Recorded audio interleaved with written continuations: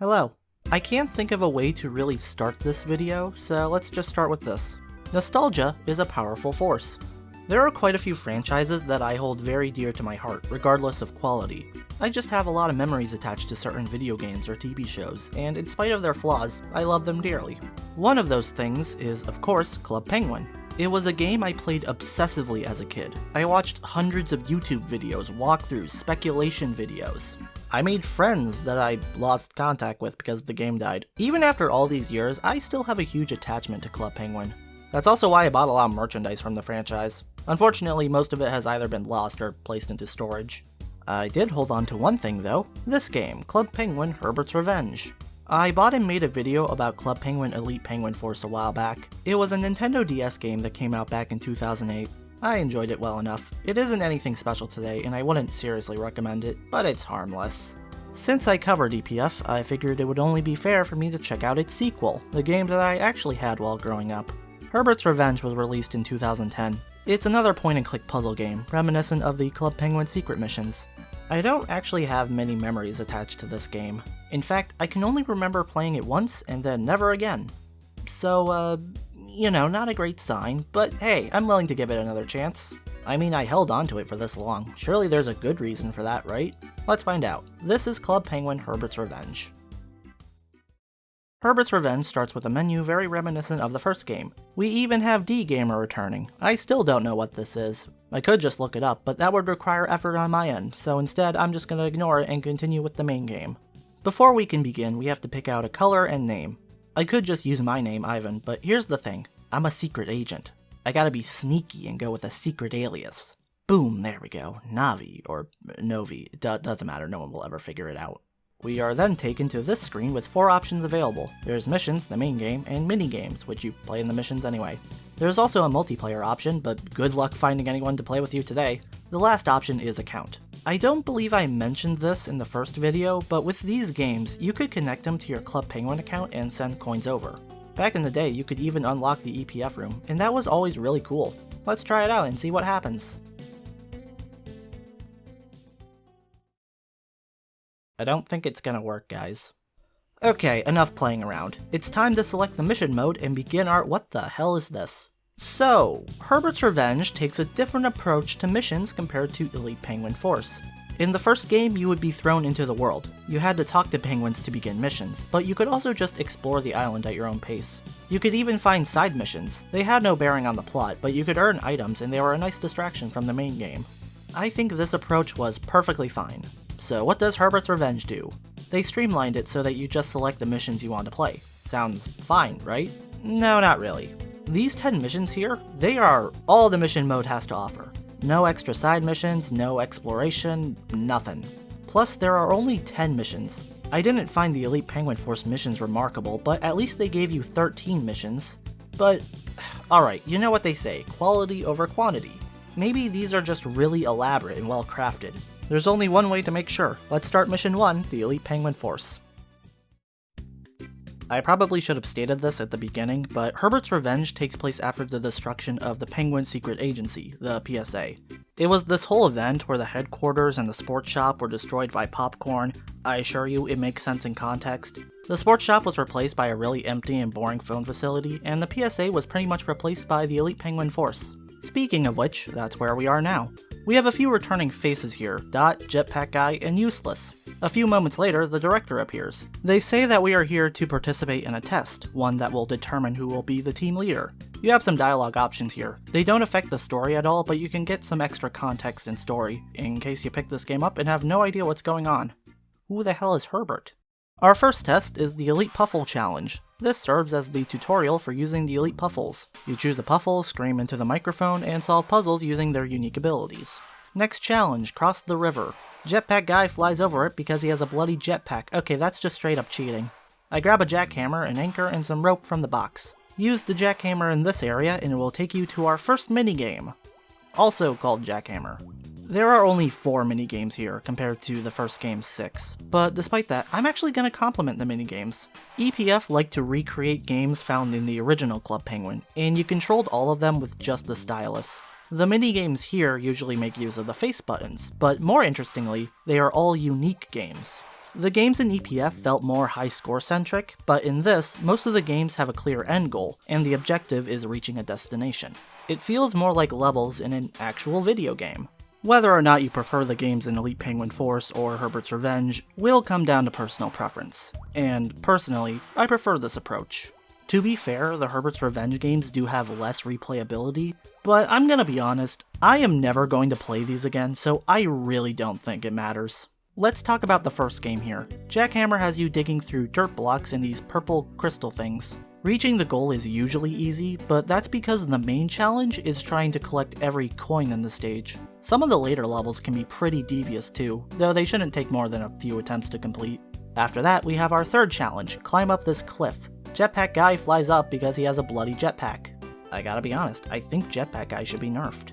Combine the rope and anchor in your inventory to create a grappling hook. This takes us to the next minigame, Grapple Gadget. This was always my personal favorite of the four. You have a grappling hook and you use it to swing around and climb. It even has actual physics. This game really makes you feel like Spider-Man.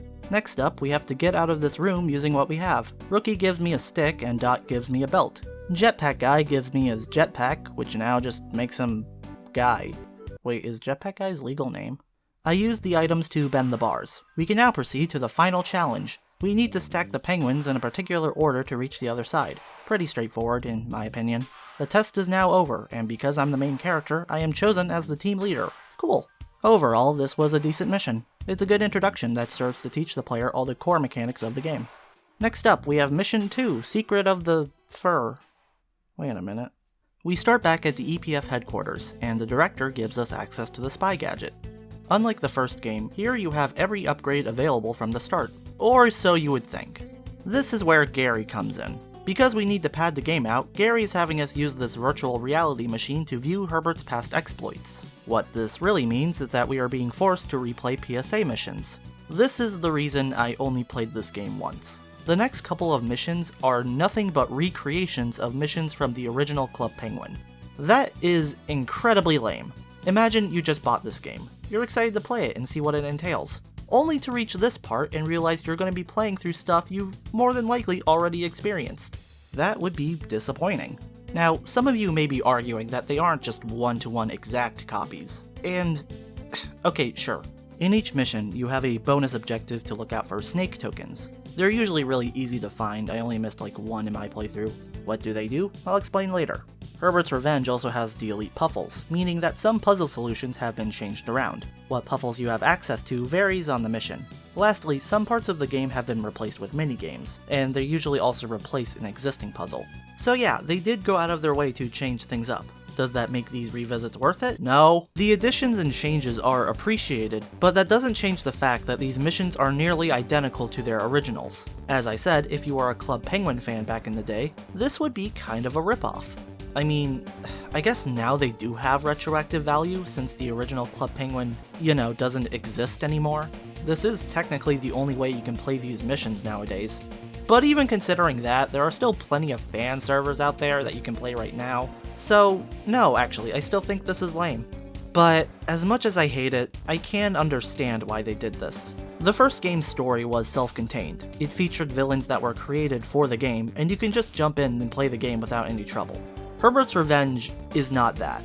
It explicitly takes place after the destruction of the PSA. The main antagonist is Herbert, an already established character. If you pick this game up out of the blue, you may not know who Herbert is. Hell, you may not even know what the PSA is. That's why these missions are here, to give the player context to how we got to this point. That doesn't mean I like it, but I can understand the reasoning. I'm sure a lot of you guys already know what these missions entail, but for those who don't know, allow me to summarize each one. Let's start with Secret of the Fur. Gary is having trouble analyzing this fur. He has you go around the island to collect samples: hot sauce, jetpack fuel, and hot chocolate. By the way, to make hot chocolate, you need to have something called chocolate sauce, and I really hate the wording of that. I know it's a thing, but saying it out loud sounds... I don't know. We find out that the fur originates from a polar bear, though we don't actually get to see the bear itself. Instead, we manage to capture a... crab. Alright then. Mission 3, Questions for a Crab. Gary builds a translator thing to interrogate the crab, and he escapes in the span of 4 seconds. Gary, you're fired. We follow the crab into the wilderness and into this cave.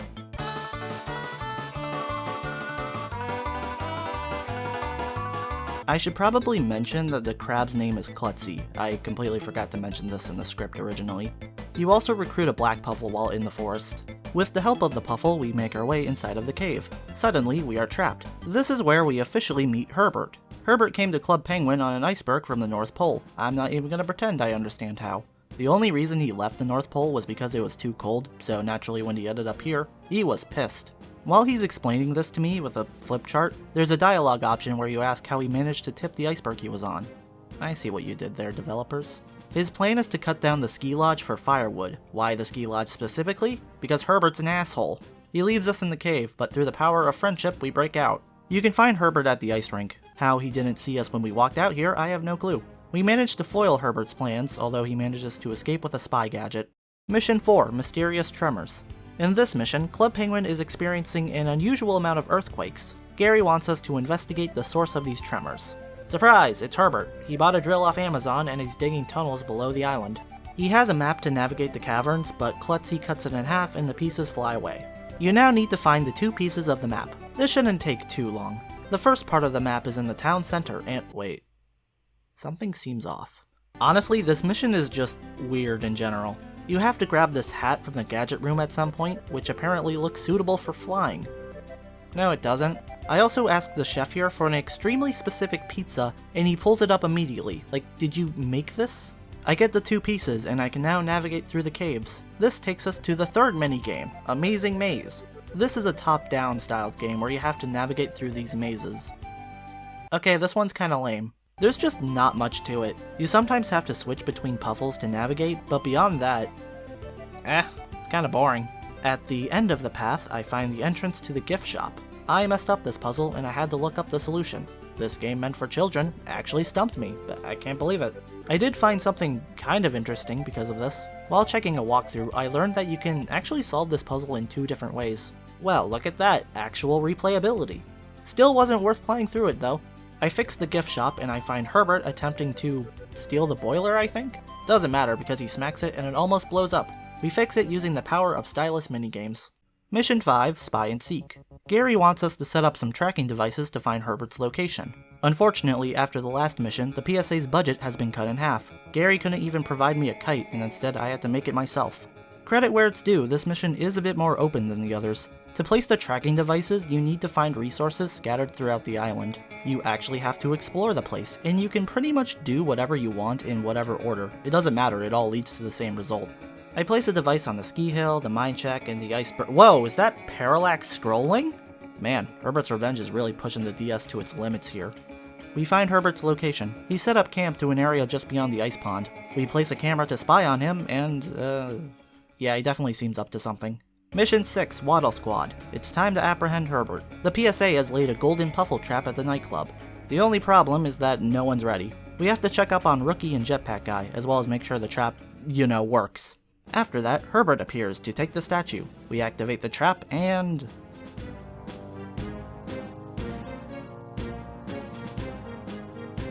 damn it! You actually do manage to catch him. Not that it matters because Rookie then hands Herbert his spy gadget and he escapes. Rookie, you're fired. Mission 7, the Veggie Villain. What kind of name is that? Alright, final PSA mission. Herbert is planning something. We're not sure yet. We're sent to the gift shop to investigate alongside Rookie and Jetpack Guy. I should mention that you can't buy anything in the shops. The coins you get from the minigames don't have any value outside of transferring them, which I can't even do. We find some corn seeds and return to HQ. Suddenly, Herbert appears. He's hacked the PSA's main computer and now has access to all communications on the island. Basically, Herbert is threatening to reveal the PSA to the world. I don't really get why the PSA is the worst kept secret of all time, but whatever, I'm not the villain. Gary temporarily shuts down the PSA's tech, but we still have to go and stop Herbert. We track Herbert down to this cornfield, what the hell? You navigate the maze by playing more Amazing Maze. It's sort of a maze. And boom, there we go. You know what? That was fine. Certainly not amazing, but at least now we can continue with the story. Oh, god damn it. At the end of the road lies Herbert, with a nice little gaming setup here in the middle of the woods. We unplug his computer and that incidentally fixes the PSA's tech. We are teleported back to HQ along with a strange package. Oh boy, I hope it's a dog! That's a weird looking dog. To escape this predicament, we have to solve this puzzle that I remember being much harder when I was younger. Still took a bit of time, but I assure you that this puzzle was impossible as a kid. This unlocks the closet entrance to the EPF. Oh hey Dot. Apparently the Elite Penguin Forces tech is perfectly fine, so everyone teleports out just in time. The bomb goes off and it's a popcorn bomb. The director calls Gary and they decide that it would just be easier to dissolve the PSA. All resources will now go towards the EPF. And that is how the PSA got destroyed. Neat. Mission 8, Suspect at Large. Now that we have context to how the PSA fell, the game can now officially start. By the way, can you remind me what mission we're on? Oh yeah, that's right, Mission 8 of 10. If you didn't understand why I disliked the PSA revisits, I hope you do now. Over half of this game is dedicated to PSA missions. There are only 4 original missions in this game, and one of those is a glorified tutorial. Anyway, I now finally get to talk about the new stuff. Hooray! With his recent success, Herbert is now moving on to his next big plan. Our job is to find out where he's hiding, infiltrate his base, and take photographs of potential evidence. To help aid us in this mission, we are given a crab disguise. Oh, that's very convincing. Our first point of interest is his old hideout across the fishing pond. We get a vague idea of where he's at, and we go to the wilderness to investigate further. His base is hidden underground. He even has a doormat with a spare key under it. That is hilarious. We take some photos of various props and stuff. At one point you'll run into Klutzy and you'll have to mimic his movements. Klutzy manages to fall for your deception. Hell, Herbert does as well when he gets back. Apparently the suit really is convincing. Grab the photos you need, get the plans, and escape via a grapple gadget minigame. A fine mission altogether. It almost makes you forget that the game is 80% done. Mission 9, Herbert's Plan. We have figured out what Herbert's up to. He's attempting to superheat Club Penguin to turn it into a tropical resort. What Herbert doesn't realize is that this would actually just destroy the island entirely. This mission takes a unique approach at the beginning. You yourself are staying at the EPF HQ, while your teammates go out to look for clues. You tell your teammates where to go, and then you play a short minigame to see if you're successful. These are all pretty easy, except for Rookies, which is just Wheel of Fortune. This whole thing is over before it even really begins though. Your team finds a weird hole in the center of the ice rink, and they are captured soon after. Luckily, Gary placed a tracker on Rookie's hat. We are now tasked to follow the arrows and find the others. I'll go do that, but first I have important matters to attend to, such as the snake minigame.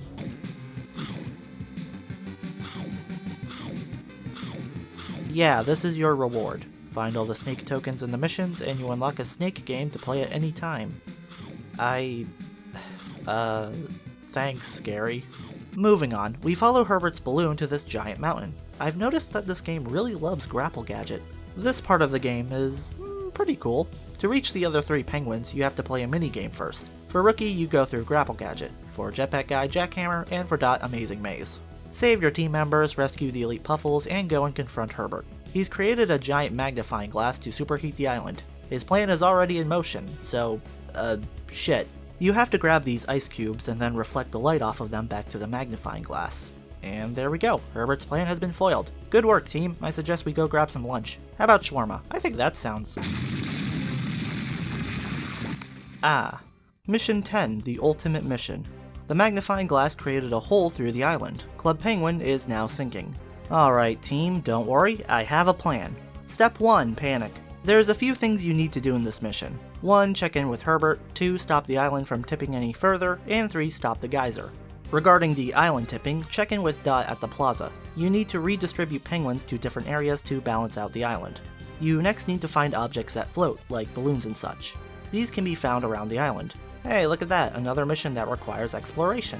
You'll likely run into Herbert at this point too. He's a bit stuck at the moment, and we get the great idea of having him help us out. Herbert doesn't trust us though, I wonder why, and he has us take Klutzy along. Klutzy can be called with the elite Puffle whistle. He works exactly like the Spy Gadget's scissors.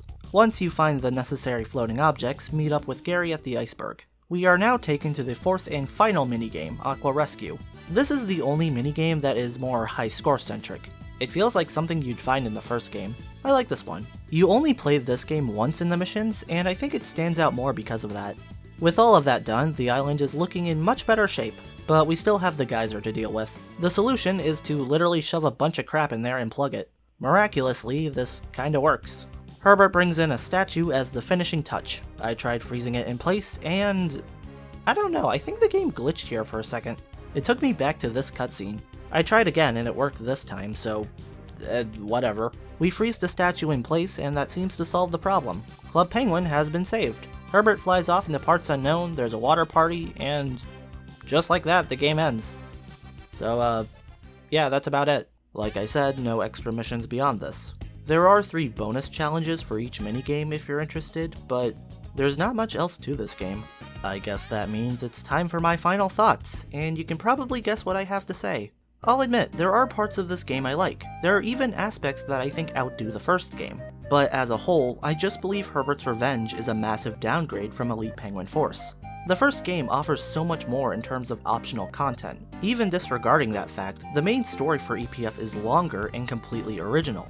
Also, keep in mind that my opinion for EPF hasn't changed much from my original video. I still think that game is alright at best. It's just that compared to Herbert's Revenge, the original looks so much better. To complement this game for a second, I do appreciate the original missions. All 4 of them. They're varied in their objective, and they all have something that makes them stand out. I really wish this game focused more on original missions. Would it have surpassed the first game? Not likely. Again, I don't like the streamlined mission approach here, but it would have certainly made for a better game. At the end of the day, I can't really recommend these games to people.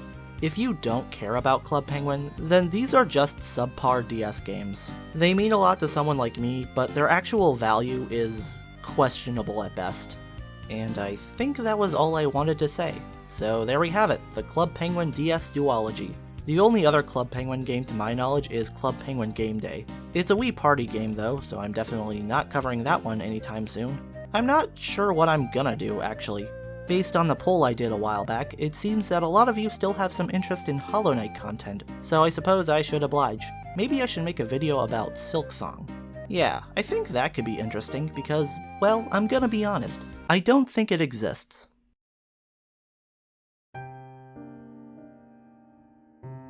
Hi, I just want to take a second to thank you for 13,000 subscribers. I've never really brought up my subscriber count, so I figured I might as well start acknowledging it now, but wow, 13,000. I know in the grand scheme of things, it's not that big of a following, but it still means a lot to me, so sincerely thank you. Unfortunately, this will probably be the last video for a while. By the time this video will be done, I'll be going back to college. And yes, I am in college. I would not recommend it. Obviously, I don't have a video schedule, I just upload videos whenever I feel like it, but just expect uploads to slow down considerably. For a while at least. I don't actually know what I'm doing next. It might be Hollow Knight related, it might not be. We'll just have to wait and see. Last thing I do want to say, I will be making a video about Pokemon Crystal's post-game in the future. That poll I did does show that there is interest in seeing that video, so I guess I'll have to do it eventually. That's all I wanted to talk about, I think. Thanks for watching, and have a good night.